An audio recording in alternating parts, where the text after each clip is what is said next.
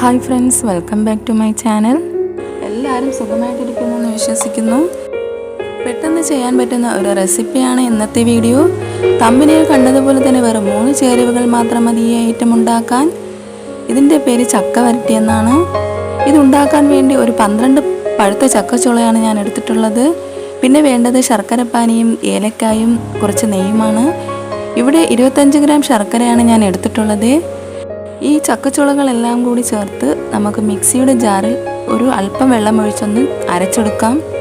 നല്ല പേസ്റ്റ് ആകുന്നത് എനിക്കിഷ്ടമല്ലാത്തത് കൊണ്ട് ചെറുതായിട്ട് അരച്ചെടുത്തു. നിങ്ങൾക്ക് എങ്ങനെ വേണമെങ്കിലും ചെയ്യാം. പേസ്റ്റ് ആക്കിയോ ഞാൻ ചെയ്യുന്നത് പോലെ നിങ്ങളുടെ ഇഷ്ടത്തിന് ചെയ്യാം. ഒരു നോൺ സ്റ്റിക്ക് പാനാണ് ഞാൻ എടുത്തിട്ടുള്ളത്. ഇതാകുമ്പോൾ അടിക്ക് പിടിക്കില്ല, എന്നാൽ പെട്ടെന്ന് തന്നെ ചെയ്തെടുക്കാനും പറ്റും. അരച്ചു വെച്ചിട്ടുള്ള ചക്ക ഒന്ന് പാനിലോട്ട് മാറ്റണം. വേകാൻ പാകത്തിനുള്ള വെള്ളം കുറവായതുകൊണ്ട് ഇത്തിരി വെള്ളം ഒഴിക്കുന്നുണ്ട്. ഇനി നമുക്ക് ഫ്ലെയിം ഓൺ ചെയ്യാം.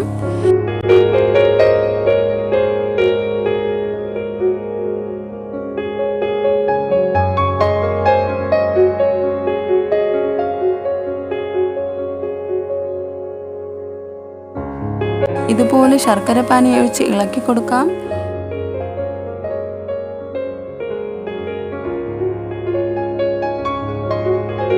ശർക്കരപ്പാനി റെഡിയാക്കിയത് ഫ്രിഡ്ജിൽ ഉണ്ടായിരുന്നു. എളുപ്പത്തിന് വേണ്ടി ഞാൻ ഇങ്ങനെ വെക്കാറുണ്ട്. കേടൊന്നും വരാതെ കുറേ നാളിരിക്കും. വീട്ടിൽ ഗസ്റ്റൊക്കെ വരികയാണെങ്കിൽ അവർക്ക് കൊടുക്കാൻ സ്നാക്സ് ഉണ്ടാക്കാൻ വേണ്ടി വളരെ പെട്ടെന്ന് തന്നെ റെഡിയാക്കാനും പറ്റും. ചക്ക ചെറുതായി ഒന്ന് കുറുകി വരുന്നത് വരെ ഇളക്കി കൊടുക്കാം. വെന്ത് കിട്ടണം.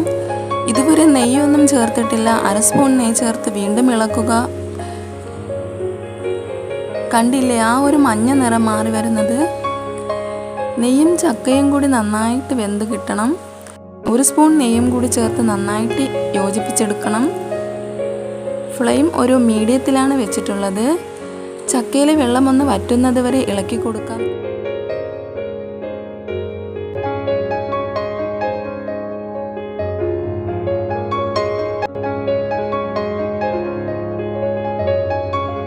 ഇടയ്ക്കിടെ ചക്ക കഷ്ണങ്ങൾ കാണുന്നുണ്ട്.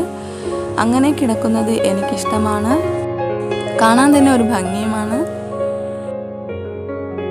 1/2 സ്പൂൺ നെയ്യും കൂടി ചേർത്തു.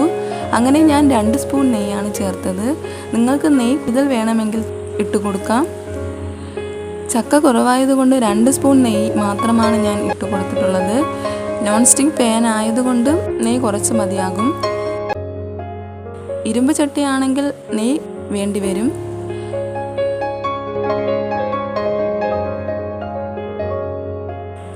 നമുക്കിനി 3 ഏലക്കായും കൂടി ചേർത്ത് കൊടുക്കാം. ഏത് ഫ്ലേവറാണോ നിങ്ങൾക്കിഷ്ടം അത് ചേർക്കാം കേട്ടോ. ചുക്ക് പൊടിച്ചതോ ജീരകം പൊടിച്ചതോ അങ്ങനെ എന്തെങ്കിലും. പേനിൽ നിന്നും ചക്ക വിട്ട് വരുന്നുണ്ട്. ഒട്ടും തന്നെ വെള്ളത്തിൻ്റെ അംശമില്ല. ഈ ഒരു സമയത്ത് കൈയെടുക്കാതെ തന്നെ ഇളക്കി കൊടുക്കണം.